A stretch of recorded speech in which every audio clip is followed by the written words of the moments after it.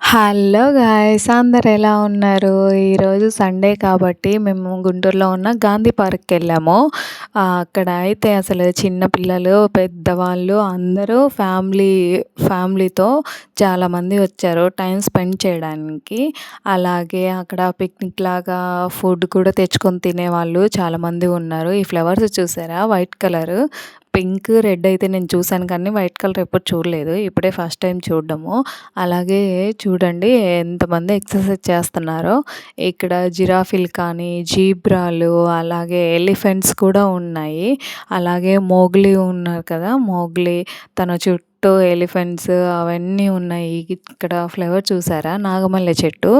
ఆ ఫ్లవర్ ఎలా ఉంది అంటే శివునికి ఎంతో ఇష్టమైన ఫ్లవర్ అది. శివలింగం మీద పాము పడగెప్పినట్టు ఉంటుందన్నమాట.